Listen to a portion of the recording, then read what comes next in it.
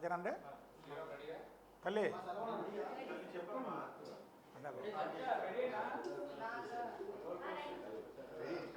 అందరికీ నమస్కారం అండి.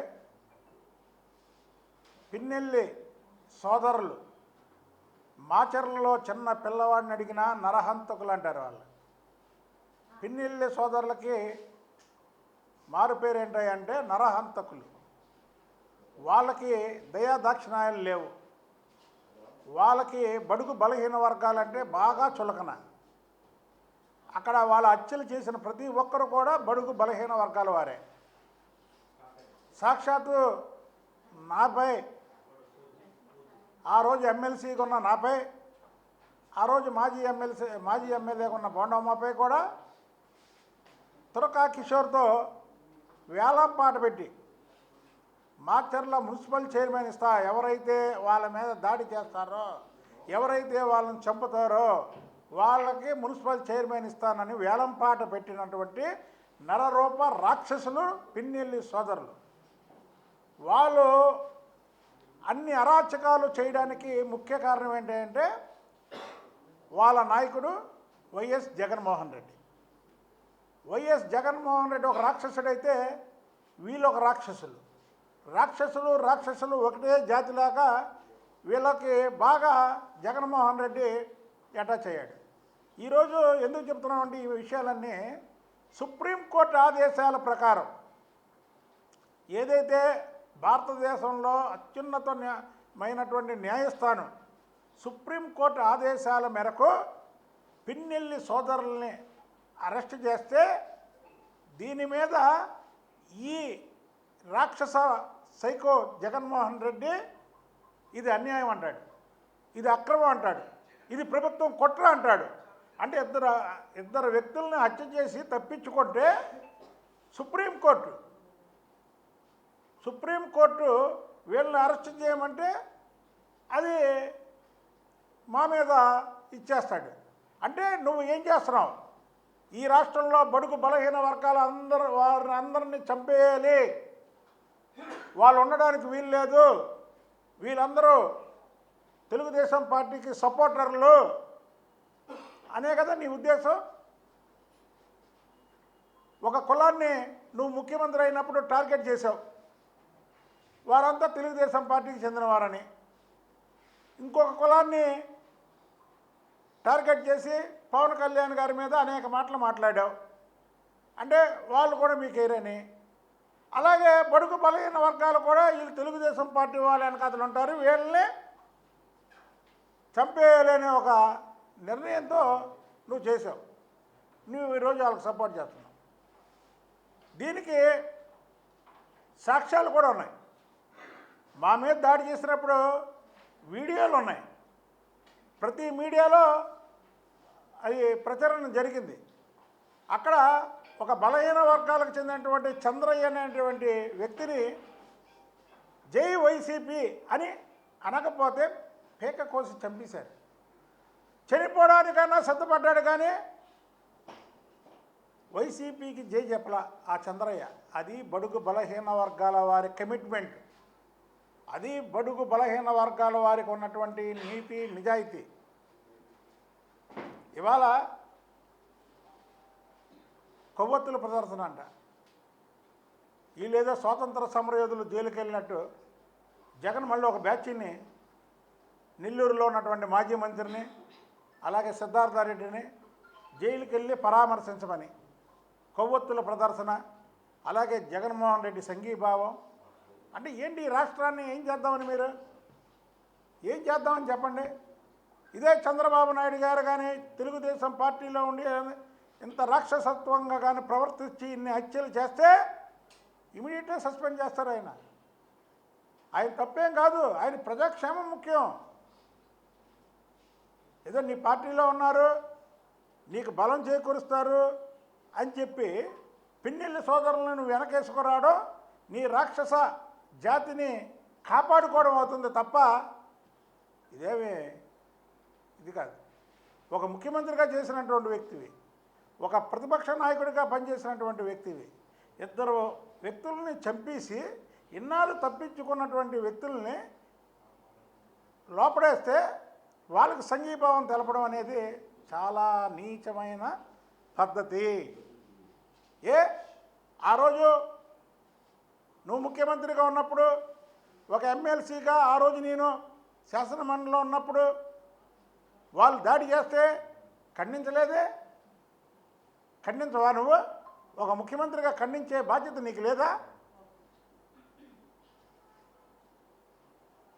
ఈ రాష్ట్రంలో జగన్మోహన్ రెడ్డి నాయకత్వాన్ని బలపరచడం అంటే ఎవరైనా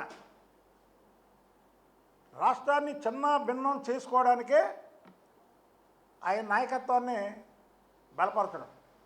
దయచేసి ప్రజలకు కూడా చెప్తున్నా, బిర్యానీ ప్యాకెట్లకో వాళ్ళు ఇచ్చే డబ్బులకో జగన్మోహన్ రెడ్డి వచ్చినప్పుడు ఆయనకి స్వాగతం పలకడానికి అలా మాజీ ఎమ్మెల్యేలు మాజీ మంత్రులు వెళ్తే వెళ్ళకండి.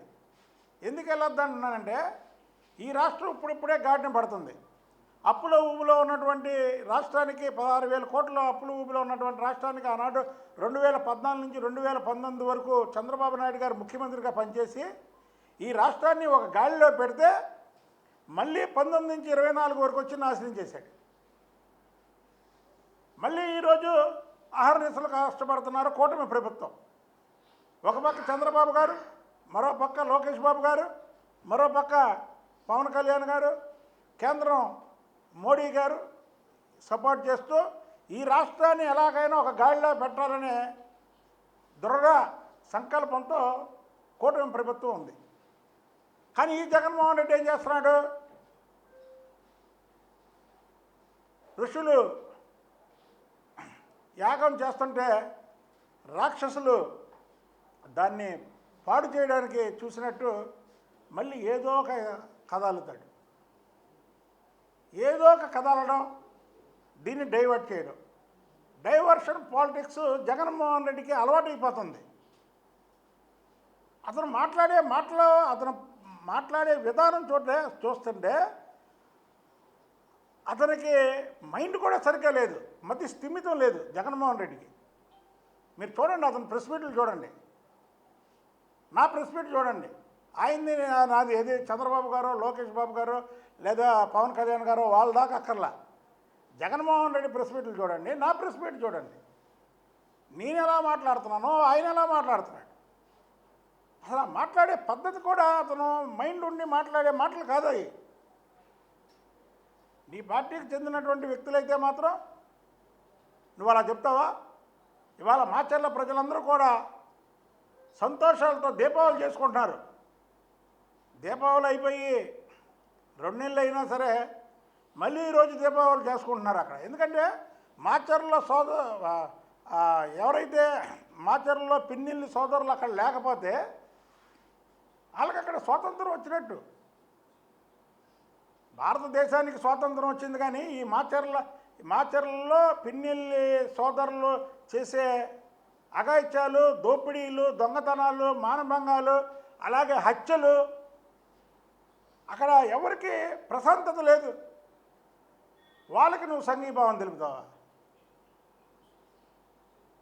నీలాంటి సైకోలు ప్రజలు తెలియక 151 ఇస్తే మధ్యలో 5 తీసి 11 ఇచ్చారు. ఈసారి మళ్ళీ 11లో 1 తీసి 1 ఇస్తారు. అయినా మీకు బుద్ధి రాకపోతే ఎలాగా? ఇంకొకటి, మా కృష్ణా జిల్లాలో, ఉమ్మడి కృష్ణా జిల్లాలో కొడాలని వలమనేని వంశీ,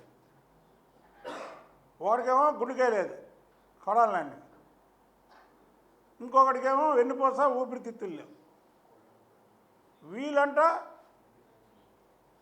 జగన్మోహన్ రెడ్డిని ఒక 6 నెలల్లో వీళ్ళు ఎక్సర్సైజులు, బోర్నవిటాలు, బూస్టులు, కోడిగుడ్లు తిని తయారయ్యి జగన్ని ముఖ్యమంత్రిని చేస్తారట. అంటే ఈ వీకుగా ఉన్నవాళ్ళు మరి ఇవన్నీ చేసి జగన్ ముఖ్యమంత్రి, జగన్ ఎంత వీక్గా ఉన్నాడో ఇప్పుడు మాకు అర్థం కావట్లే. ఎందుకంటే వీళ్ళు ఒక 6 నెలలు ఏం అడుగుతున్నారు, మేము పుంజుకోవడానికి ఒక 6 నెలలు కావాలి, తర్వాత 6 నెలల తర్వాత మేము జగన్మోహన్ రెడ్డిని ముఖ్యమంత్రిని చేయాలి. అంటే జగన్మోహన్ రెడ్డి వీళ్ళకంటే వీక్గా ఉన్నాడా? ఒకసారి ఆయన మానసిక పరిస్థితి బాగోలేదనుకున్నాం, కానీ మరి వీళ్ళు చెప్పే మాటలు చూస్తే వీళ్ళకంటే వీక్గా ఉన్నాడని మాకు అర్థమవుతుంది. అయితే ప్రజలు మాత్రం వీళ్ళిద్దరూ చెప్పే మాటలు మాత్రం 2025 ఎండింగ్ వచ్చింది కదా, దాన్ని జోక్గా తీసుకుంటున్నారు. అయినా సరే వాళ్ళ మాటలకి సమాధానం చెప్పాలి కదా. మీరు కాదు కదా, వైఎస్ జగన్మోహన్ రెడ్డి తండ్రి వైఎస్ రాజశేఖర్ రెడ్డి మళ్ళీ బ్రతికొచ్చిన జగన్మోహన్ రెడ్డి ముఖ్యమంత్రి అవ్వడం కళ. దాన్ని మీరు అసలు మర్చిపోండి, దాన్ని మర్చిపోవాలి. ఇది కూటమి ప్రభుత్వం, ప్రజా సంక్షేమం చేసే ప్రభుత్వం. మీరేదో అప్పుడప్పుడు వచ్చి మంగం శబ్దాలు చేస్తే కుదరదు. కొడాలి నాని వల్లభనేని వంశీయులిద్దరూ చేసేది మంగం శబ్దం.